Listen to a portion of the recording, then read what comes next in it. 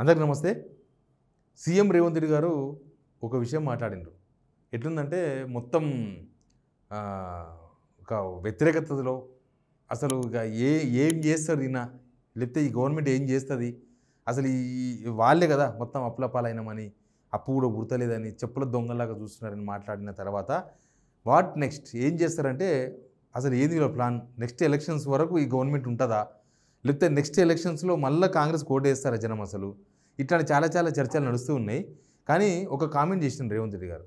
ఆ కామెంట్ ఏంటంటే, నెక్స్ట్ ఎలక్షన్స్లో మేమే గెలుస్తాం. ఎట్లా గెలుస్తారో ఒక ప్లాన్ చెప్పిండు ఆయన. ఎట్లా గెలుస్తారో కూడా ప్లాన్ చెప్పిండు. ఆ ప్లాన్ ఇందాం మనం కూడా. వినకన్నా ముందు సబ్స్క్రైబ్ చేసుకొని వాళ్ళు కింద ఉన్న సబ్స్క్రైబ్ బటన్ నొక్కండి. సిగ్నల్ టీవీకి కొంత బలం ఇవ్వండి. సబ్జెక్ట్లో పోతే రేవంత్ రెడ్డి గారు ఎప్పుడూ నెగిటివ్ మాటలే మాట్లాడతాడు. ఎప్పుడూ కులదోష మాటలు. మన తెలంగాణ పని అయిపోయింది, తెలంగాణ కథం అయిపోయింది, తెలంగాణకు అప్పులు గుర్తలేవు. ఆయన మాట్లాడిన తెలంగాణకు అప్పులు గుర్తలేవు అని, ఆయన గుర్తాయి అప్పులు. సీఎం రేవంత్ రెడ్డిగా వ్యక్తిగతంగా రేవంత్ రెడ్డికి మస్తు ఆస్తులు ఉన్నాయి, ఆయనకు మస్తు అప్పులు పుడతాయి, ఆయనకు మస్తు ల్యాండ్స్ ఉన్నాయి, ఏమని ఉండొచ్చు. కానీ తెలంగాణ రాష్ట్రానికి అప్పులు పుడతలేవని చెప్పిండు. అంటే తెలంగాణ రాష్ట్రం దివాళా తీస్తుంది, ఆయన కాదు. ఇప్పుడు ఆయన చేసిన కామెంట్ ఏందో ఒకసారి చూడండి. ఆ వీడియో చూసిన తర్వాత మళ్ళీ మనం మాట్లాడదాం. ఇవన్నీ కూడా ఆడబిడ్డలను ఈరోజు ప్రోత్సహించడానికి రాష్ట్ర ప్రభుత్వం ప్రయత్నం చేస్తుంది. వచ్చే ఎన్నికల్లో మీ ఓట్లతోనే మళ్ళీ ప్రభుత్వాన్ని ఏర్పాటు చేయాలని మా పార్టీ, మా ప్రభుత్వం అనుకుంటుంది. ప్రతి ఆడబిడ్డను 1 కోటి మందిని ఇందులో సభ్యులుగా చేర్చి ఆ 1 కోటి ఓట్లతోనే రెండోసారి ప్రభుత్వాన్ని ఏర్పాటు చేసి మిమ్మల్ని 1 కోటి మందిని కోటీశ్వర్లను చేసే బాధ్యత తీసుకుంటామని తెలియజేస్తూ మీ అందరి దగ్గర సెలవు తీసుకుంటున్నా. ఏమన్నారు రేవంత్ రెడ్డి గారు? 1 కోటి మంది మహిళలను కోటీశ్వర్లను చేస్తే వచ్చే ఎలక్షన్స్లో ఆ 1 కోటి మంది ఓట్లు వేస్తే మేము గెలిచిపోతాం. నిజంగానే 1 కోటి మంది ఓట్లు వేస్తే గెలిచిపోవచ్చు, గవర్నమెంట్ వచ్చేస్తుంది. కానీ ఇప్పుడు దీని వెనుక ఎన్ని సాధ్యాసాధ్యాలు ఉన్నాయి. లేకపోతే అసలు ఇప్పుడు దివాలా తీసిన మన రాష్ట్రంలో అసలు 1 కోటి మందిని కోటీశ్వర్లు ఎట్లా చేస్తారు, అసలు ఏం చేస్తే 1 కోటి మంది మహిళలు కోటీశ్వర్లు అవుతారు, అసలు ఇచ్చిన హామీలకే దిక్కులేదు రాష్ట్రంలో. మహిళలకు ఇచ్చిన హామీలే ఉన్నాయి కదా. మహిళలకు నిజంగా ఎలక్షన్ ముందల 2023 నవంబర్ 30 ఎలక్షన్స్ ముందల ఎవరిని కదిలించినా సరే, మా ఇంట్లో 3 లేడీస్ ఉన్నారు, మాకు 2500 మొత్తం 7500 వస్తాయి, మా ఖర్చులు మాకే మస్తుగా అవుతాయి, మా ఖర్చులు మాకే మస్తు. మీ ఇంట్లో 4 ఉన్నారా, అయితే మీకు 10,000 వస్తాయి లెక్కలు వేసుకున్నారు మహిళలు. ఇక పెళ్ళి తులం బంగారు ఇచ్చేది కూడా బాగా మహిళలకు అట్రాక్షన్ చేసింది. ఇక 2 ఉన్నారు, 2 పిల్లల పెళ్ళిళ్ళు ఉన్నాయి, మనం ఈ 5 సంవత్సరాలు ఎట్లా చేస్తాం, తులం బంగారు వచ్చేస్తారు 2 తులాలు. అరే నేను మొన్ననే మా బిడ్డ పెళ్ళి అయింది, ఇప్పుడు మరి కొత్త ప్రభుత్వం వస్తుంది, అప్పుడు పెళ్ళి చేసుకున్నా, ఇప్పుడు వస్తుందా రాదా తులం బంగారం, లెక్కలు వేసుకున్నారు జనం. కొంతమంది వీళ్ళ తులం బంగారం చూసుకున్న తర్వాత పెళ్లి పత్రికలు డేట్లు చేంజ్ చేసి కూడా గవర్నమెంట్కి సమర్పించుకున్నారు. ఎందుకంటే ఎలక్షన్ కన్నా ముందు అంటే ₹1,00,000 కదా తులం బంగారం, ఇప్పుడైతే అప్పుడు 70,000 ఉండే. కాబట్టి ₹1,00,000 క్యాష్ వస్తుంది, ప్లస్ తులం బంగారం వస్తుంది. ఇక కొందరైతే ఆ పెళ్ళిళ్ళు టైంలో, ఈ ఎలక్షన్ మూమెంట్లో జరిగిన పెళ్ళిళ్ళు, ఎలక్షన్ తర్వాత జరిగిన పెళ్ళిళ్ళలో పిల్లలు మాట్లాడుకుంటారు కదా, పిల్లకు 8 తులాల బంగారం పెట్టాలి అని అడుగుతారు కదా పిల్లలు. అడిగితే ఇక మేము 7 తులాలు పెడతాం, 1 తులం గవర్నమెంట్ నుంచి వస్తుంది కదా, ఎట్లా ఇవాళ కాకపోతే రేపు వస్తుంది కదా, కాబట్టి అది 1 తులం సెట్ చేసుకోండి. ఇంకా అల్లునికేటే బంగారం విషయంలో అల్లునికి మీరు ఉంగరం పెట్టాలి, చైన్ పెట్టాలి అంటే, ఇప్పుడు మనం ఈ పెళ్ళి అయిపోయినాక కొద్దిగా అటో ఇటో తులం బంగారం వస్తుంది కదా, ఇంకా మా పిల్లకి ఏం పెట్టవద్దు, మీరు ఆ తులం బంగారంలో చైన్ చేయించుకోండి, తర్వాత ఉంగరాలు చేయించుకోండి. ఇవన్నీ నడిచినాయి. అంటే అంత ఆశపడేసారు ఓట్లు వేస్తే. మొన్ననే ఆయన ఎవరు జడ్చర్ల ఎమ్మెల్యే చెప్పేసిండు, ఏమని చెప్పిండు, ఇక మీరు ఏమని అడుగురు కానీ తులం బంగారం మాత్రం అడగొద్దు, ఎందుకంటే ₹1,00,000 అయింది, మేము ఇవ్వలేం, అయిపోయింది, చేతులు ఎత్తేసిండు. 1 తులం బంగారు చేతులు ఎత్తేయడం కాదు, అసలు వీళ్ళు ఇచ్చిన గ్యారంటీస్ అన్నీ చేతులు ఎత్తేసారు. ఇప్పుడు ఏవి అమలు చేసే పరిస్థితి లేదు. ఒకటేనుక ఒకటి. యాక్చువల్గా వీళ్ళు ఇచ్చింది 100 రోజులు, 100 డేస్లో మొత్తం అమలు చేస్తామన్నారు. అసలు అట్లాంటి 100 డేస్లో ఎన్ని అయిపోయినాయి? ఇప్పుడు మొత్తం సంవత్సరం అయింది, అంటే 18 నెలలు అయింది. 18 నెలలు అంటే 550 రోజులు, 54 రోజులు. అంటే అట్లాంటి 100 రోజులు 5 అయిపోయినాయి. 5 గ్యారెంటీలు, 6 గ్యారెంటీలు ఇచ్చారు కదా, 100 రోజులకు 1 గ్యారెంటీ అమలు చేసినా ఇప్పటికి 5 గ్యారెంటీలు అమలు అవుతున్నాయి. కాలే, ఒక ఉచిత బస్సు ఒక్కటే అయింది, ఇంకా మిగతా ఎంత పాక్షికం 2-3, మిగతా అసలు కానేలేదు. అవి అసలు దాని గురించి ఎవరు రివ్యూలు లేవు. స్టార్టింగ్లో మొత్తం రివ్యూలు చేసిన సెక్రటరీలో కూర్చోబెట్టుకొని ఈయన కొత్తగా వీళ్ళందా రివ్యూలు పెట్టి 6 గ్యారెంటీలు ఒక 9 నెలలు నడిపించింది సినిమా. ఇంకా వస్తుందేమో మీటింగ్ పెట్టుకుంటారు కదా అనుకున్నారు అందరూ. లాస్ట్గా ఆ మీటింగ్లు బంద్ చేశారు, ఎందుకంటే సాధ్యం కాదని అర్థమైపోయి. ఈ సాధ్యం కాదని ఎలక్షన్ ముందరనే చాలామంది చెప్పారు మేధావులు. ఇప్పుడు అదంతా అయిపోయింది, అది సాధ్యం కాదన్న విషయం అందరికీ అర్థమైపోయింది. 423 420 ఎన్నో ఆ గ్యారెంటీస్ గురించి మాట్లాడతలేం, మేనిఫెస్టో గ్యారెంటీస్ కాదు. వీళ్ళు ఇచ్చిన 6 గ్యారెంటీలే సాధ్యం కాదనేది క్లియర్.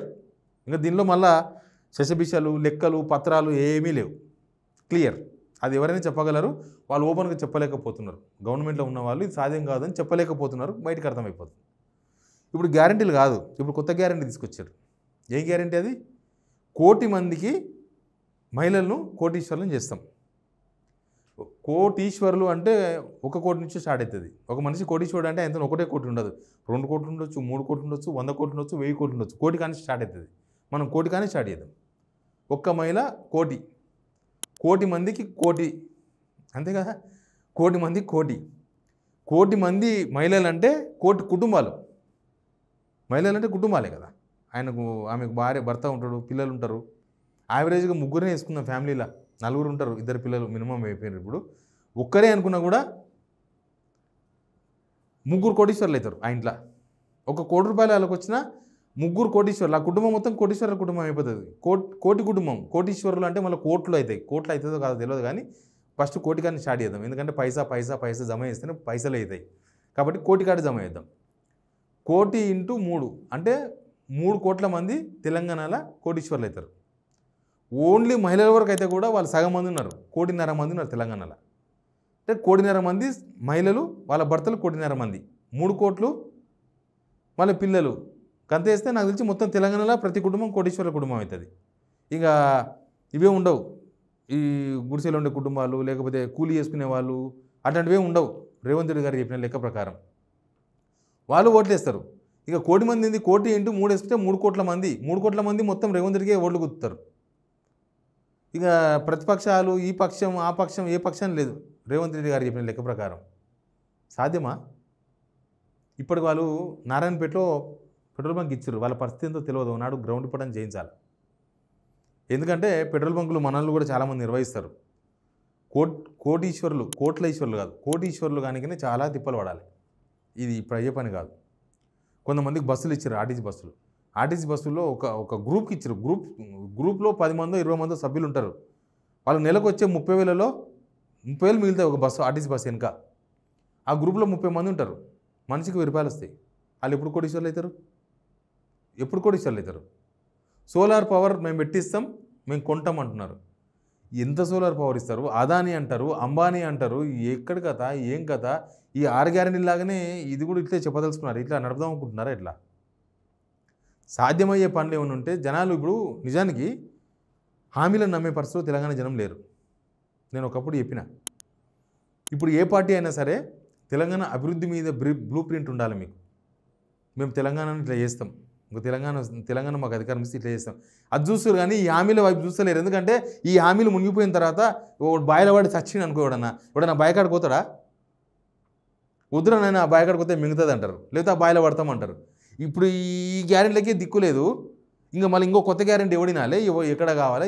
సాధ్యమయ్యే మాటలు మాట్లాడకపోతే క్రెడిబిలిటీ ఉండదు. ఇప్పటికీ పోయింది, ఆయనతో కూడా ఉండదు. మనం చెప్తే అయిపోవాలి, అట్లుండాలి.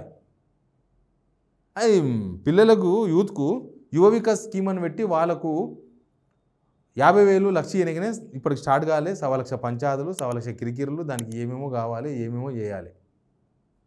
ఇవన్నీ ఉన్నాయి. రేషన్ కార్డులో ఇస్తలేము, బియ్యం ఇవ్వాల్సి వస్తుందని. ఇందిరమ్మ ఇల్లు ఇవ్వాల్సి వస్తుంది రేషన్ కార్డు ఇస్తే వాళ్ళు ఇంకేదో అడుగుతారు, అవన్నీ ఇవ్వాలి. ఇందిరమ్మ ఇళ్ళకే దిక్కులేదు. సంవత్సరానికి 5,000 ఎంత? సంవత్సరానికి 4 లక్షల ఇల్లు, సంవత్సరంన్నర అయింది. ఈ లెక్క ప్రకారం ఇప్పటికీ 4 + 2 6 లక్షల ఇల్లు కావాలి. అయినాయా? 6 lakhs ఇల్లు అయినాయా? 1,00,000 ఇల్లు అయినాయి పోని, లక్షల 10,000 ఇల్లు అయినాయి పోని, 1000 ఇల్లు అయినాయి. మరి ఏం మాట్లాడాలి? అసలు ఎట్లున్నదంటే ఆకాశం దిక్కు చూసి నెయ్యేసుకొని నాకినట్టున్నది కథ. 1 కోటి మంది మహిళలను కోటీశ్వరులను చేస్తారంట. చేస్తే సంతోషం, కానీ సాధ్యాలు సాధ్యాసాధ్యాలు ఆలోచించాలి. ఒకటి బాబు మోహన్ది వస్తుంది సినిమా ఉంటుంది, క్లిప్ ఉంటుంది. ఊరిలో అందరికీ సవాల్ విసురుతాడు, నన్ను ఆ గుట్ట కథ తీసుకపోతే నేను గుట్ట ఎత్తుకుంటాను. మా ఊరోళ్ళంతా పరిచయం అయిపోతారు, ఎట్టెత్తారా గుట్ట ఎట్లా ఎత్తుకుంటాడు ఆయన, చలో పంప అని చెప్పేసి ఊళ్ళో ఉన్న ఆడలు మొగలంతా గుట్టకాడిపోతారు. మనోడు కూడా మొత్తం మజిల్స్ రాసుకొని వచ్చి గుట్టకాడ ఇట్లా వర్కౌట్ చేస్తాడు. ఇంకా ఎత్తుతాడేమో అని అందరూ ఆతృతగా చూస్తుంటే ఓ మాట అంటాడు, రెడీ నేను ఎత్తుకోనికి రెడీగా ఉన్నా, ఎత్తి నా భుజం మీద పెట్టండి అంటాడు బాబుమోహన్ ఓ సినిమాలో. వాళ్ళు అది ఎత్తలేరు, ఈయన భుజం మీద పెట్టలేరు, అది తెలుసు కాబట్టి నేను మోస్తా అన్నాడు. అట్లా కాకూడదు. ప్రభుత్వం చెప్పే స్కీమ్స్, సీఎం చెప్పే స్కీమ్స్ ఉత్తగా కోటీశ్వర్లు అయిపోతామంటే వాళ్ళు నమ్మే పరిస్థితి లేరు, మహిళలే నమ్మే పరిస్థితుల్లో లేరు. ఎందుకంటే దెబ్బతిని ఉన్నారు, ఈ సంవత్సరాల్లో దెబ్బతిని ఉన్నారు, రకరకాల దెబ్బతిని ఉన్నారు. ఇల్లు కోల్పోయిన మహిళలు ఉన్నారు, మీ గుడిసెలు ఎత్తేసిన మహిళలు ఉన్నారు. ఈ గవర్నమెంట్ వచ్చినాక సామాన్య మద్దతు ప్రజలు ఊరిలో డబ్బులు ఆడక అసలు ఇంట్లో ఎవరికి ఇన్కమ్ లేక కింద మీద అవుతున్న మహిళలు ఉన్నారు. మీరు ఇచ్చిన హామీలు నమ్ముకొని మీరు ఏదో పత్రాలు ఇస్తే ఇందిరా మిల్లు ఇస్తారంటని చెప్పేసి ఇల్లు ఉడవికి గుడిసెలేస్తున్న మహిళలు ఉన్నారు. వాళ్ళకి ఇప్పుడు క్యాన్సిల్ అయినాయంట ఇల్లు. ఎందుకో అప్పుడు పత్రాలు ఇచ్చారు పైలట్ గ్రామాలని, ఇప్పుడు అవి క్యాన్సిల్ అయినా వెనక తీసుకుపోయారు. వాళ్ళు గుడిసెలే ఉండాలి. ఇంకా ఇట్లా చాలా ఉన్నాయి. బట్ దీన్ని మీరే ఎట్లా చూస్తారో కూడా నాకు కామెంట్ రూపంలో చెప్పండి. 1 కోటి మంది మహిళలను కోటీశ్వర్లను చేస్తాం, ఆ 1 కోటి మంది మహిళలే కాంగ్రెస్ కోటేసి గెలిపిస్తారు. Please subscribe Signal TV.